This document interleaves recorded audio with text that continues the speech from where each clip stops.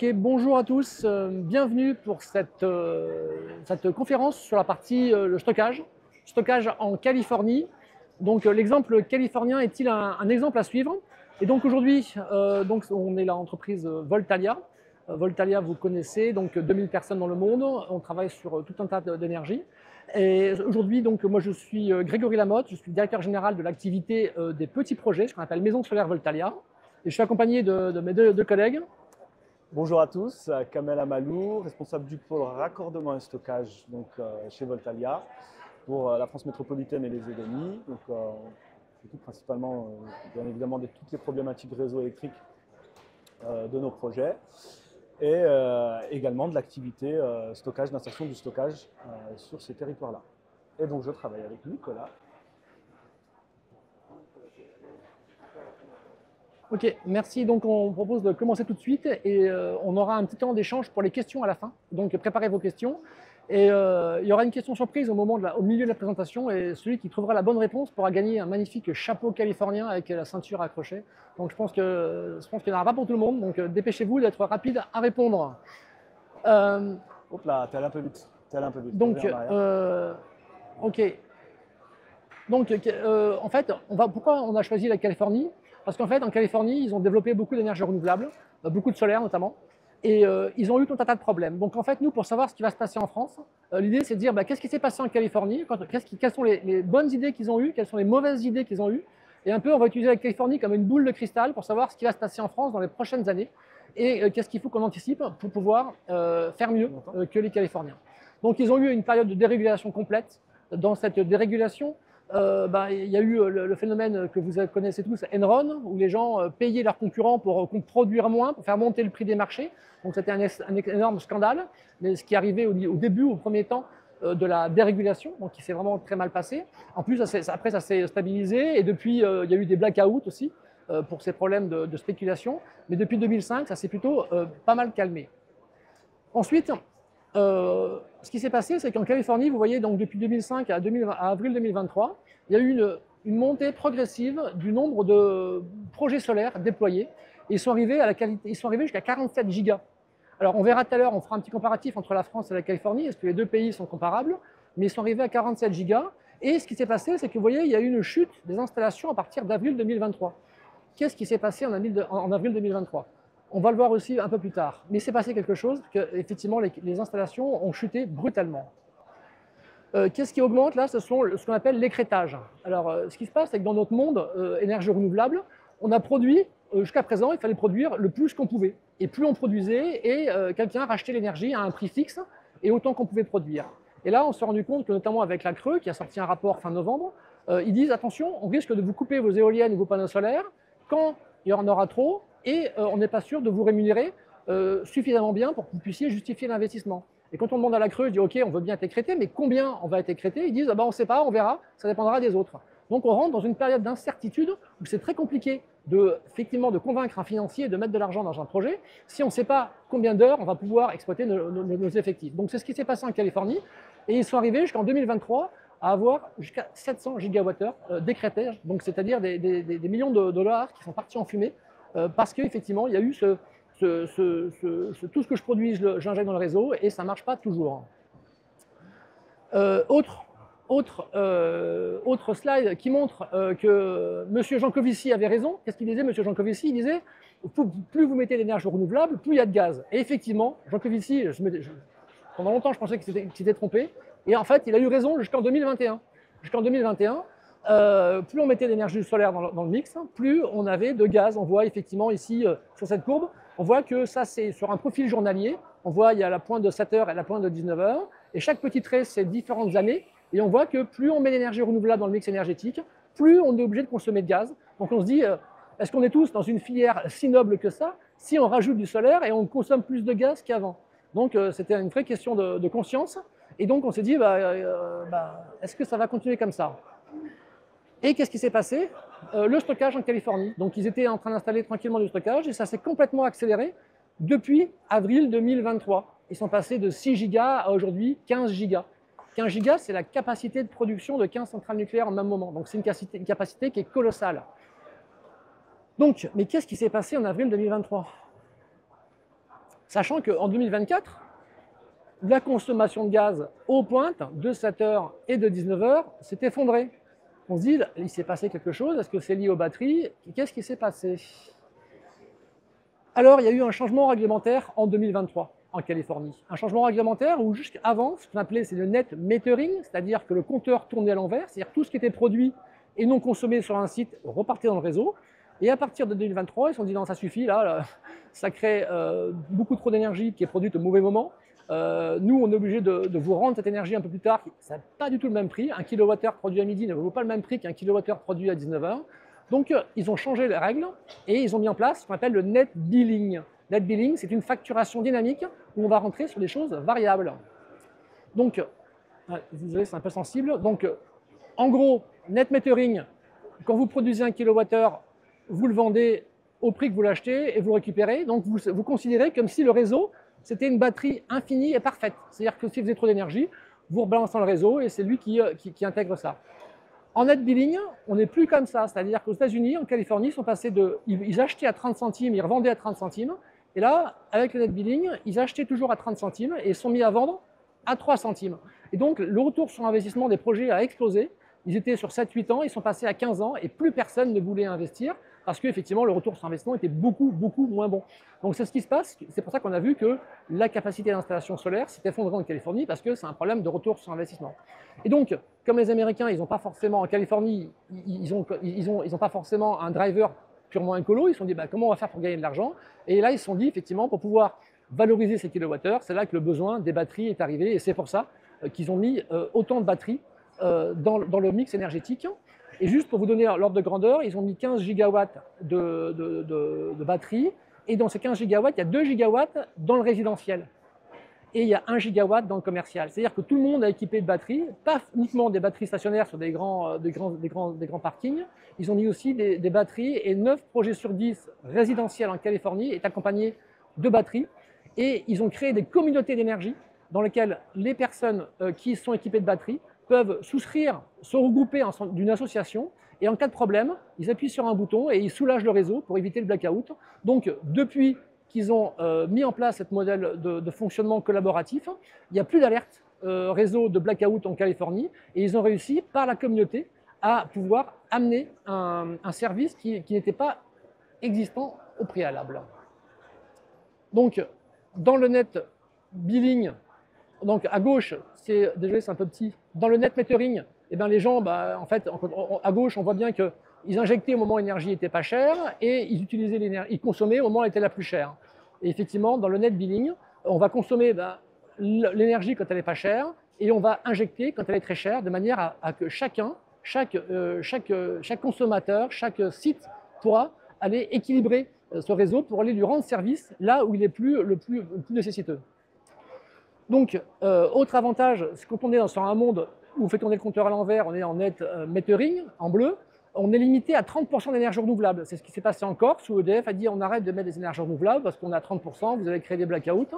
Avec le net billing, il y a des États, notamment comme l'Australie du Sud, où ils sont à 80% d'énergie renouvelable, il n'y a pas de blackout, et l'espérance de vie ne s'effondre pas. Parce qu'effectivement, certains disaient attention, dans un monde 100% énergie renouvelable, l'espérance de vie va baisser comme 1800 au moment où on était au moulin et au barrage. Ça, c'est pas du tout vrai. On peut vivre complètement et de manière extrêmement saine avec un mix énergétique fortement impacté par les énergies renouvelables. Donc on voit bien que le net billing permet de pouvoir monter à un horizon 100% énergie renouvelable, être compatible avec le véhicule to grid et surtout en ces périodes où on cherche des sous un peu partout, quand on met en place le net billing, il y a beaucoup moins besoin de subventions, c'est-à-dire qu'on peut redistribuer de la valeur sans avoir besoin de se sacrifier à un hôpital ou une école. Donc, l'impact, effectivement, ça incite la partie amélioration, parce qu'effectivement, on va essayer de demander aux gens de consommer au bon moment, au moment où ce n'est pas à la pointe, donc ça incite de déplacer des consommations qui peuvent être déplacées. Ça favorise les systèmes de pilotage, on va avoir une énergie enfin intelligente, on va enfin pouvoir voir à quel moment on produit, on consomme. Ça développe les batteries, donc ça développe effectivement une certaine résilience des territoires, pour pouvoir effectivement être plus souple en cas de problème, d'incendie, etc. Et on a vraiment tous ces avantages avec le net billing. Est-ce que la France est comparable à la Californie? Oui, oui, on voit qu'effectivement, donc en France, on est à 460 TWh, en Californie 250, un peu moins. 39 millions en Californie, 68 millions en France. Au niveau énergie, nous, on est à 30% d'énergie renouvelable. Et en Californie, ils sont à 50% avec 47 gigawatts de solaire. Donc effectivement, ils ont un potentiel solaire beaucoup plus développé que nous. Question. Alors, la question qui va vous faire gagner un chapeau et une magnifique boucle de ceinture. Alors, c'est le plus rapide qui va l'emporter. Hein. Est-ce que c'est la France qui a-t-elle une capacité de stockage plus grande que la Californie? Oui, monsieur a gagné, effectivement. La France a une capacité de stockage supérieure à la Californie. Alors, on va regarder ça. En fait, en France, on a 30 millions de cumulus. Aux États-Unis, on a 15 millions de cumulus qui fait 30 gigawatts de stockage. En Californie, ils ont donc 10 gigawatts de stockage. Donc, du coup, ils ont moins de stockage thermique, qui est extrêmement efficace, qui permet d'intégrer massivement les énergies renouvelables. Ensuite, effectivement, nous, on n'a qu'un seul gigawatt de batterie. Et on a 5 gigas dans les steppes. Donc, ce qui nous fait un total de 39 gigawatts. Ensuite, en Californie, eux, ils ont 19 gigawatts de batterie. Mais au cumulé, on a un capacité de stockage plus intéressant. Donc, on a tous les éléments pour pouvoir faire aussi bien que les Californiens en termes de net billing. Je vais passer la parole maintenant à Kamel. Je te laisse expliquer un petit peu plus en détail ce que j'ai expliqué de manière très, très sommaire jusqu'à présent. Merci Grégory. Alors, donc Grégory nous a fait un petit état de ce qui s'est passé et ce qui se passe actuellement en Californie. Pour pouvoir faire le comparatif jusqu'au bout, l'idée était de rentrer un petit peu sur l'état du réseau électrique en France, déjà, dans un premier temps. En France, on a un réseau d'électricité qui est très très robuste. Il est très très stable, il a beaucoup d'interconnexions, on a plus de 100 000 km de réseau HTB. On est interconnecté à plusieurs pays, l'Angleterre, l'Espagne, l'Italie, la Suisse, l'Allemagne. Et on a le nucléaire à hauteur de 70%, ce qui rend le réseau beaucoup plus stable qu'en Californie. Néanmoins, en plus, on a une répartition des ENR qui est plutôt équilibrée entre le solaire et l'éolien. L'éolien plutôt au nord et plutôt à l'ouest, et le solaire plutôt au sud, même s'il est réparti à peu près dans toute la France, on a quand même une plus grosse quantité au sud. Donc il est plutôt équilibré ce réseau en termes d'assertion ENR. Vis-à-vis de l'évolution des ENR en France et de son impact sur le réseau, aujourd'hui on prévoit une très grosse augmentation. C'est RTE qui le dit, hein. Tous ces graphes, la plupart sont issus d'un rapport du futur énergétique 2050 d'RTE ou d'Observatoire du système électrique qui est sorti en 2024 de France Renouvelable. Donc tout ça, c'est des prévisions issues du gestionnaire du réseau et des producteurs qui nous dit aujourd'hui que les ENR vont fortement augmenter à la fois dans le solaire, dans l'éolien, onshore comme offshore. L'impact sur le réseau électrique, il est bien évidemment important.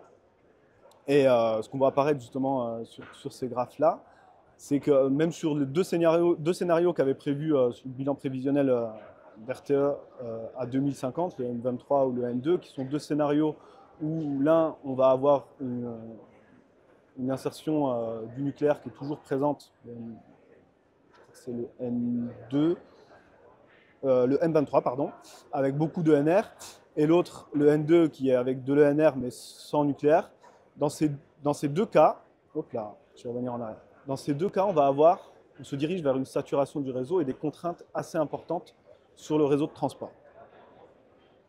Le second point, c'est qu'effectivement, c'est quelque chose qu'on constate déjà, via notamment les raccordements des ENR, des capacités limitées des réseaux. On le voit, hein, vous connaissez, je vois dans le public, il y a des raccordeurs. On a de plus en plus de mal à se raccorder, que ce soit sur le réseau de distribution ou sur le réseau de transport. Des délais de raccordement qui sont aussi très importants et des coûts qui sont de plus en plus importants. En France, on a les S3R ENR, les schémas régionaux de raccordement, qui bien évidemment sont là pour avoir un peu cette prévision d'insertion des ENR et de structurer le réseau en conséquence. Ça marche bien, ça marche pas bien, chacun a son avis sur le sujet, néanmoins c'est existant et c'est très bien. On voit quand même que ces schémas-là, ils ont une certaine inertie qui fait qu'aujourd'hui, nous, les producteurs, on a du mal à se raccorder. Donc qu'est-ce qui va en être avec l'évolution des ENR que je vous ai montré il y a 1 minute sur le réseau électrique? Ça va être de plus en plus important. Néanmoins, je ne voudrais pas être non plus trop catégorique. Il y a des efforts qui sont réalisés à la fois par les gestionnaires de réseau. On est en lien tous les jours avec eux. Ils font des efforts sur ces prévisions vis-à-vis du S3R. Il y a aussi des réglementations qui se mettent en place. Je crois qu'en décembre, il va y avoir un examen du Conseil supérieur de l'énergie vis-à-vis de plusieurs décrets visant notamment à accélérer les travaux sur le réseau électrique HTB, visant à accueillir les ENR. Donc il y a des efforts qui sont faits aussi en parallèle. Et donc, tout ça pour dire que le stockage va être une des solutions aussi vis-à-vis des raccordements de nos centrales ENR. Une optimisation de tous nos raccordements va être faite via le stockage. Et donc, pour continuer dans les différents... Vas-y, je t'en prie. En fait, nous on en a discuté aussi avec RTE. Donc RTE a été assez innovant au niveau des raccordements, enfin au niveau de la gestion locale. Ils ont mis en place NASA, effectivement, qui permet effectivement de pouvoir gérer cette congestion à l'échelle locale. Et le problème, c'est qu'effectivement, au niveau local, on peut très bien avoir au niveau national un problème sur un problème de tension, un problème de fréquence. Ils peuvent envoyer des ordres, mais si localement il y a une congestion, il y a un système automatique qui est extrêmement innovant mis en place, qui peut être compliqué à gérer parce qu'on peut avoir ordre, désordre, contre-ordre. Donc ça devient un système qui est vraiment extrêmement compliqué. Et aujourd'hui, la question qu'on pose à RTE, c'est du coup, ces problèmes de congestion régionaux, combien de temps vous allez arrêter? Ils ne savent pas. Quelle fréquence, on ne sait pas. Parce qu'eux, ils disent, nous, c'est le réseau first, hein, donc on ne veut pas qu'il y ait de blackout, donc on fera tout ce qu'il faut pour que le réseau tienne. Mais par contre, effectivement, en termes de développement, ça nous pose des questions. Et nous, on voudrait minimiser ce risque et savoir comment on peut avoir la garantie au moment où on construit qu'on va pouvoir produire pendant un minimum d'heures pour pouvoir entrer dans nos business plans. Ouais. Merci. Donc tout ça pour dire que finalement, on a RTE qui fait des efforts aussi de son côté. Il y a certaines problématiques. On est constamment en discussion entre les producteurs et les gestionnaires de réseau. Juste pour compléter, pour finir sur ça, c'est en fait effectivement cette capacité qu'on a, effectivement, on est très innovant. NASA, c'est un système assez innovant qui est unique au monde à pouvoir gérer. La question aussi, c'est est-ce que RTE ne pourrait pas proposer ça dans d'autres pays où Voltalia est présent? Parce que nous, on est très présent au Brésil. Il y a aussi des problèmes de curtaillement au Brésil. Et donc, pourquoi pas demain imaginer des choses dans lesquelles la France puisse exporter cette technologie de gestion de la boucle de congestion locale pour pouvoir aider d'autres pays qui sont un petit peu plus en retard que nous sur cette gestion du réseau. Ouais, merci. Donc le stockage, dans un premier temps, il va pouvoir optimiser ces questions de raccordement, je l'ai dit tout à l'heure, à la fois en termes de coût et de délai. Toujours dans l'évolution des ENR en France, si on se concentre un peu plus sur le photovoltaïque, parce que c'était l'exemple, en tout cas, de ce qu'a montré la Californie, on a aussi, vis-à-vis des objectifs d'évolution, vous pouvez le voir sur ce graphique, un objectif d'évolution de la capacité solaire qui va aussi fortement augmenter d'ici à 2035. Le premier impact, c'est ce qu'on observe d'ores et déjà, c'est une augmentation importante du nombre d'heures négatives. Ça, c'est un sujet, en tout cas, qui est propre à l'Europe par rapport à la Californie. C'est lié principalement au marché de l'électricité ici en Europe. On a une augmentation très importante et on sait que ça va continuer. Je ne sais pas si vous l'avez vu, mais il y a quelques jours, on a eu une analyse de la CRE qui est sortie sur ces heures négatives, une analyse très intéressante, qui malheureusement ne portait que sur les leviers liés justement au mécanisme de rémunération des centrales photovoltaïques. Il fait état, juste en introduction, de l'apport des flexibilités et notamment du stockage que pourrait avoir comme effet positif sur ces heures négatives. mais ce n'était pas l'objet de l'analyse de la CRE. Donc c'est ce qu'on veut dire aussi aujourd'hui vis-à-vis notamment de la Californie et de la France, c'est que le stockage, via la flexibilité, apportera une solution indéniable vis-à-vis de la réduction de ces heures négatives. Parce que ce que décrit aujourd'hui la CRE dans son analyse et dans ses recommandations, c'est principalement des recommandations qui incitent les différents producteurs à sécréter finalement. Donc on en revient au même constat qu'on avait eu en Californie, où il y a eu un écrêtement pour le coup forcé par le gestionnaire de réseau d'aller tout simplement faire du curtailment sur les centrales solaires. Et donc, je passe la main à Nicolas pour nous parler un peu plus du stockage et de l'insertion du stockage sur le réseau électrique. On va passer particulièrement sur le stockage d'énergie en France. L'idée, c'est quand même de voir que le stockage d'énergie et les projets spécifiques de stockage d'énergie ont commencé à se développer relativement tardivement. Aujourd'hui, comme le disait Grégory, on est environ à 1 gigawatt de projets de stockage d'énergie.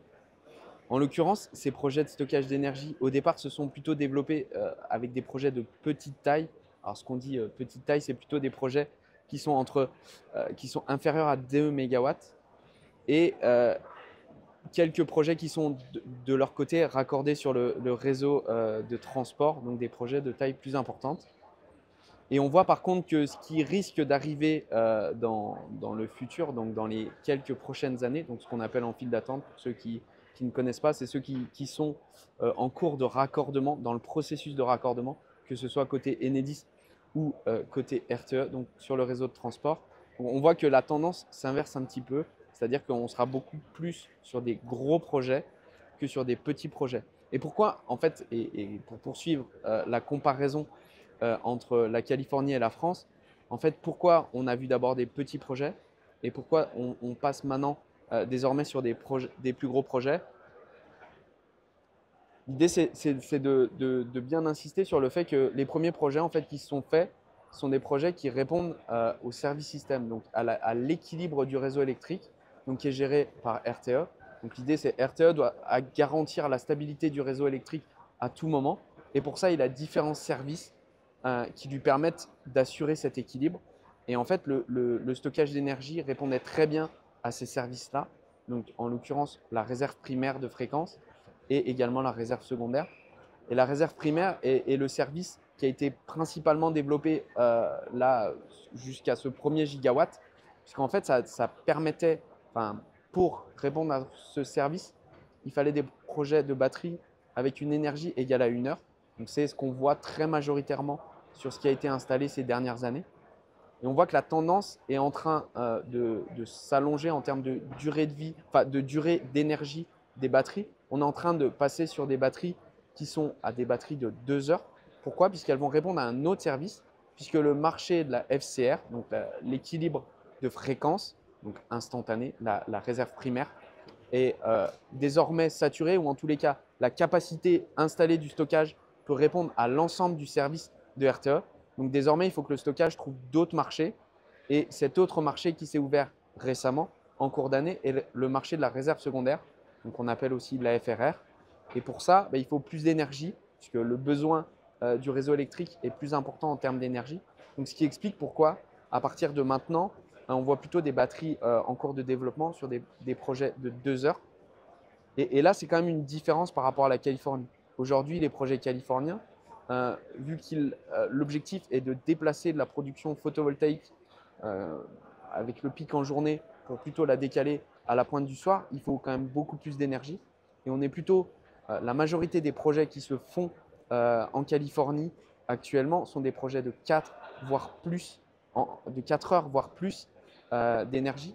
Et aujourd'hui, ce n'est pas du tout le cas en France, puisque les marchés prioritaires sont plutôt des marchés, on va dire, de stabilité de réseau électrique, donc la réserve primaire, la réserve secondaire et d'autres marchés. Je ne rentre pas forcément dans le détail, mais on sait très bien que si on veut aller à l'avenir vers du décalage de production photovoltaïque de par les contraintes techniques du réseau électrique, donc la saturation des lignes ou par ailleurs les problèmes de tarifs négatifs, il nous faudra des batteries avec beaucoup plus d'énergie et donc des batteries qui seront avec une taille supérieure à 2 heures et je dirais un minimum 4 heures. Aujourd'hui, quand même, ce qu'on voit, et là encore une fois, c'est pour poursuivre la comparaison entre la France et la Californie, c'est qu'on voit que, bah, OK, on a 1 gigawatt en service. Alors là, sur l'image plutôt à gauche, il s'agit plutôt de ce qui se passe côté RTE. Donc, on a 1 gigawatt au total, donc plutôt chez Enedis, un petit peu chez RTE. Mais on voit qu'on a vraiment beaucoup de projets qui sont en cours de développement. Donc, il y a un vrai appétit, on va dire, ou en tous les cas, le marché continue sur le stockage d'énergie et que ces 5,1 gigawatts, en fait, la taille des marchés liés à la stabilité du réseau électrique ne suffira pas pour répondre ces 6 gigawatts ne répondront pas que à ce marché-là. Donc, on sait très bien que les projets de stockage d'énergie devront répondre à d'autres marchés et donc au marché du décalage de la production d'énergie photovoltaïque ou autre. Et ça, c'est un point qui est important. Par contre, on a des vraies problématiques en France, je pense. Et là, on a peut-être une différence. Jusque-là, les projets en France sont plutôt exclusivement ou très, très majoritairement des projets de batteries standalone. Donc, c'est des projets de stockage seuls qui ne sont pas couplés à des ENR, donc qui ne sont pas hybridés à des projets d'ENR. Et là, c'est quand même une vraie différence, là aussi, vis-à-vis de la Californie, où aujourd'hui, la majorité des projets qui se font de stockage d'énergie sont des projets soit colocalisés, donc du stockage qui est couplé sur un même site avec des énergies renouvelables, ou hybridés, où là, on va venir directement piloter la production injectée sur le réseau électrique. En France, ce n'est pas le cas, mais on va y arriver. Par contre, on a des vraies problématiques liées au stockage d'énergie en France qu'il va falloir résoudre. C'est qu'aujourd'hui, alors c'est un fait, effectivement, le stockage d'énergie n'est pas une ENR, donc il n'est pas considéré en termes de raccordement électrique comme le photovoltaïque ou l'éolien, donc il n'est pas assujetti au S3R ENR, donc schéma de raccordement au réseau des énergies schéma régional de raccordement au réseau des énergies renouvelables. Et ce qui fait que, contrairement aux énergies renouvelables qui sont, elles, prioritaires pour injecter sur le réseau, le stockage d'énergie lui passe, entre guillemets, en second plan. Donc, on vérifie si, au-delà des énergies renouvelables, le stockage pourrait injecter aux mêmes heures que les énergies renouvelables. Et ce qui crée réellement une contrainte. Aujourd'hui, on a de plus en plus de demandes de raccordement, donc, où le gestionnaire de réseau nous annonce beaucoup de limitations sur les raccordements de stockage d'énergie. Donc tout ça pour en arriver au fait que, OK, en France, on a plutôt développé des stockages d'énergie seuls pour répondre à des services réseau, mais qu'au final, on arrivera dans les années à venir avec tous les projets qui sont en cours de développement à venir à saturer ou en tous les cas à pouvoir fournir l'ensemble de ces marchés-là de stabilité de réseau électrique et qu'il faudra d'autres marchés et que ces marchés-là, ça devient du décalage de production d'énergie renouvelable et que lorsqu'on veut faire du décalage de production d'énergie renouvelable, ça a un sens à la fois technique et économique de venir coupler ça directement sur le site ENR, donc de faire de l'hybridation, puisqu'on va venir résoudre la contrainte économique, mais on va aussi en partie résoudre les contraintes techniques. Nous, on voit que ça va arriver. L'insertion du PV, l'augmentation d'insertion du PV, elle est en train d'arriver. Tout ce qui est lié au marché de l'électricité, on est plutôt mature par rapport à la Californie. Mais néanmoins, il reste la flexibilité et le stockage. On sait que les producteurs, ils sont à fond. Hein. On voit les files d'attente, on voit qu'ils s'engorgent, on voit l'attrait pour le stockage. Et il n'y a plus qu'à. En conclusion, merci Nicolas. C'est effectivement ce dernier graphique où effectivement la Californie est en tête. Hein, effectivement, ils ont réussi à régler le problème avant nous. Ils ont leurs avantages, ils ont plus de photovoltaïque que nous, plus de batteries.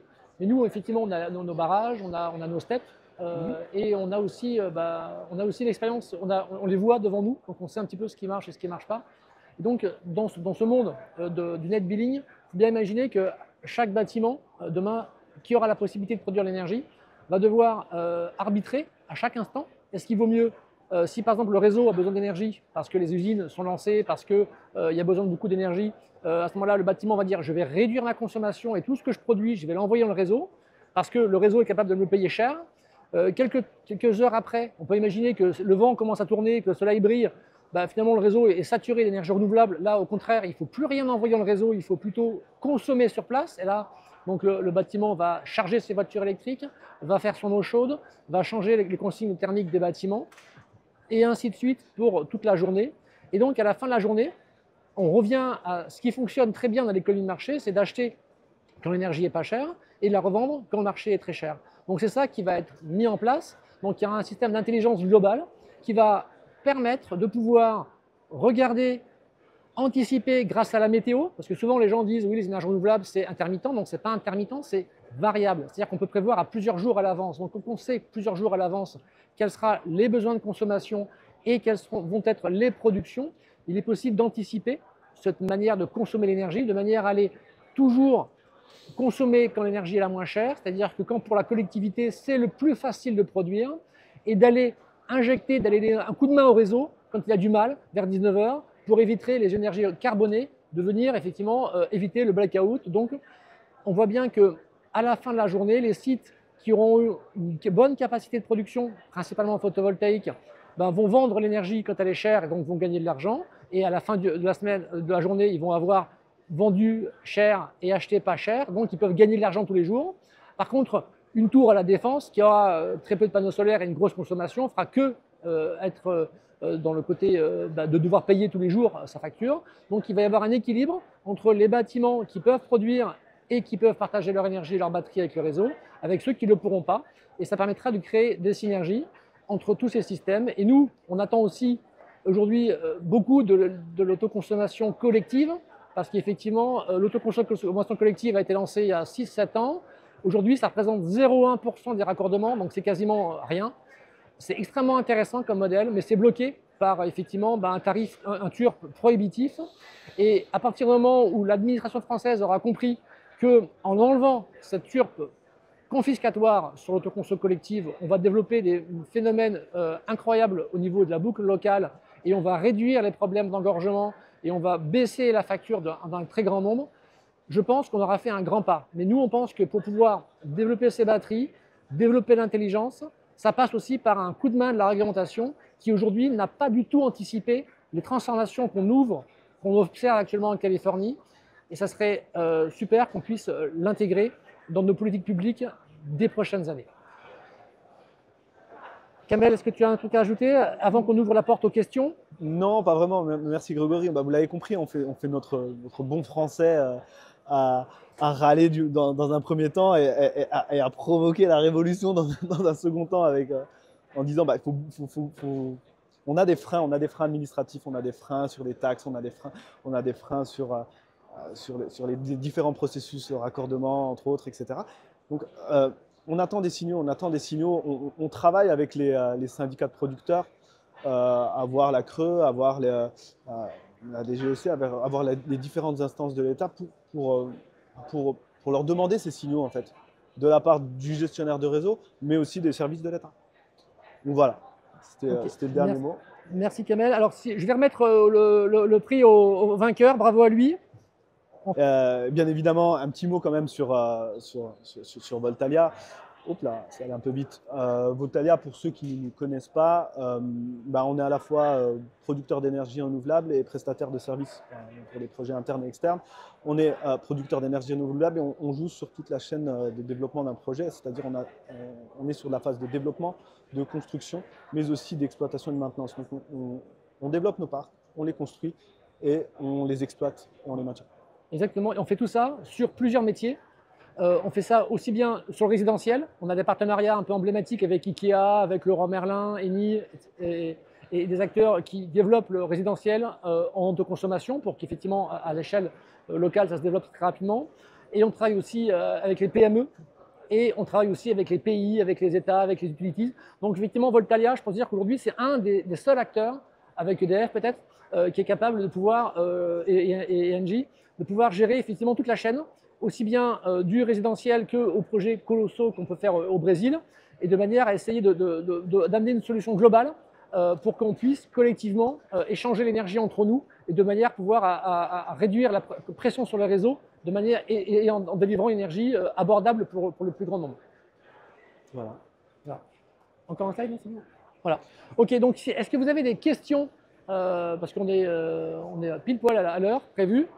Est-ce que vous avez des questions sur ces présentations? N'hésitez pas hein, sur les questions, même des questions vaches. Moi, j'adore les questions. Ça permet de. S'il vous plaît, il y a le micro, merci.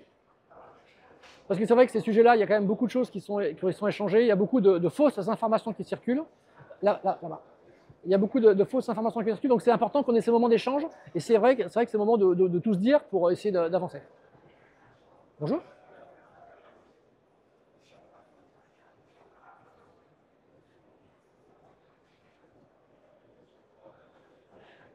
Alors effectivement, les Californiens ne sont pas exemplaires en termes d'économie d'énergie. Alors aujourd'hui, les Californiens chauffent leur eau. Alors on a vu, ils ont des cumulus électriques. Ils ont 10 gigawatts de capacité de stockage, donc, mais ça représente 10 à 20% des foyers américains. Le principal, 80% des Américains se chauffent avec du gaz, effectivement. Donc aujourd'hui, les Américains ont prévu de changer leur chauffage gaz par des cumulus, des ballons thermodynamiques pour pouvoir chauffer leur électricité, leur eau avec de l'électricité. Et pour l'instant, effectivement, c'est majoritairement au gaz, comme tous nos voisins européens. Aujourd'hui, en Allemagne, en Espagne, en Angleterre, leur eau est chauffée avec du gaz. Donc effectivement, nous, en France, EDF nous a poussé à utiliser des cumulus, ce qui certains ont contesté, mais au final, on se retrouve à être très content d'avoir des cumulus parce qu'effectivement, ça fait une capacité de pouvoir intégrer massivement les énergies renouvelables. Merci pour cette question. Est-ce qu'il y a d'autres questions? Alors, une question devant là. Juste pour finir avec le côté eau froide, c'est vrai que le côté écologique, quand nous on est allé en Californie, la première chose qu'on a faite, on a commencé à régler les problèmes de température. C'était un bâtiment et la porte était ouverte en grand, une bande coulissante sur 3-4 mètres. C'était à Los Angeles. Et donc, quand on commençait à vouloir expliquer aux gens faire un tableau de bord énergétique, réduire la consommation, et que moi je suis allé, je dis ben non, on va fermer la fenêtre, on va fermer la porte d'entrée qui était ouverte sur l'extérieur. Et tout le monde m'a sauté dessus, il m'a dit non, non, monsieur Lamotte, ne faites pas ça. Je dis mais pourquoi? Il dit parce que les gens qui commencent à fermer les fenêtres et les portes, c'est des gens qui, au niveau du business, se développent pas très bien, ne sont pas très bons au niveau, ne se développent pas bien, n'ont pas une bonne croissance. Et donc quand les gens ont un business qui va pas très bien, eh ben, ils font des économies. Nous, on ouvre en grand, comme ça on montre à tout le monde qu'on gagne plein d'argent et qu'on est très fiers de dépenser de l'argent. Donc quand j'ai vu ça, je me suis dit waouh, il y a du chemin pour leur faire économiser de l'énergie. Et cette mentalité en Californie, alors imaginez au fin fond du Texas, si en Californie, quand même, ceux qui sont le plus avancés en écologie pensent comme ça, il va mettre des années avant que les gens choisissent de faire des douches froides pour économiser l'énergie. Deuxième question.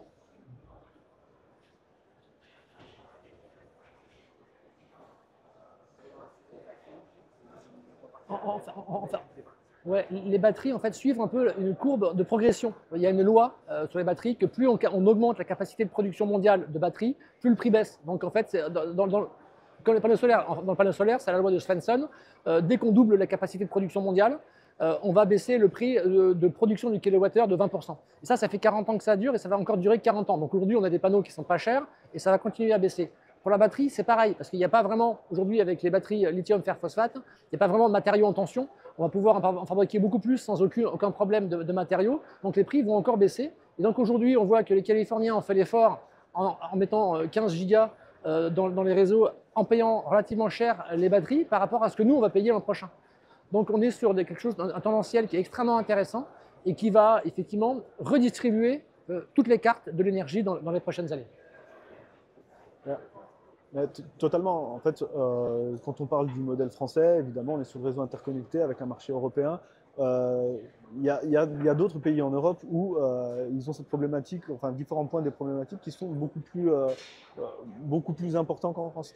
Donc je vous rejoins totalement. En Espagne, on a une cannibalisation qui est bien plus élevée. Et cette question de la batterie, je pense qu'elle va arriver bien avant celle de la France. Donc, avec tous ces éléments, effectivement, on voit que le panneau solaire baisse beaucoup. Je vous rappelle, vous savez quelle est la capacité de production actuellement mondiale de panneaux solaires? On a une capacité de 2 terawatts. 2 terawatts, l'an prochain, on aura 2 terawatts de capacité de production de panneaux solaires.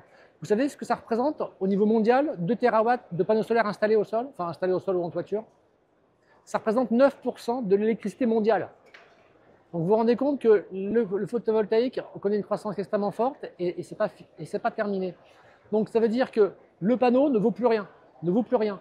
Ce qui va avoir de la valeur, c'est les services. Et les services, pour les déployer, il nous faut un contexte favorable. Si en France, on a un contexte qui n'est pas favorable, les nouveaux services vont émerger ailleurs. Donc c'est pour ça que c'est vital que nous, on assouplisse nos réglementations et qu'on crée un terrain de jeu à tous les innovateurs de France pour qu'ils puissent créer les modèles énergétiques que nous pourrons demain exporter à travers le monde. J'ai vu qu'il y avait une autre question. Alors ouais, en complément juste de ce qu'il vient de dire, effectivement, il y a CATL qui a fait l'annonce il y a peu de temps pour dire qu'effectivement que la densité des batteries allait augmenter de 30%. C'est-à-dire qu'un kilo de batterie va pouvoir embarquer plus d'énergie, donc on va pouvoir faire des conteneurs beaucoup plus denses. Et ensuite, ils ont annoncé une offre pour les camions et ils vont garantir les camions 1,5 million de kilomètres. Alors, je ne sais pas si vous vous rendez compte ce que ça fait sur une voiture que vous conduisez peut-être. Sur une voiture, si on garantit une batterie à 1,5 million de kilomètres, c'est comme si on garantissait 120 ans en faisant 30 km par jour. Donc, aujourd'hui, avec les nouvelles générations de batteries, on arrive sur des garanties qui vont dépasser le temps d'usage des véhicules. Donc, pour effectivement, en service réseau et en déplacement, ça ne sera pas le même usage que dans une voiture, mais on est très confiant sur la capacité de vieillissement des batteries. Là, je pense qu'on est bon. Eh ben, c'est le moment de vous remercier. Merci beaucoup pour vos questions. C'était super. Et puis, on a notre temps pas loin et on adore les questions. À très bientôt.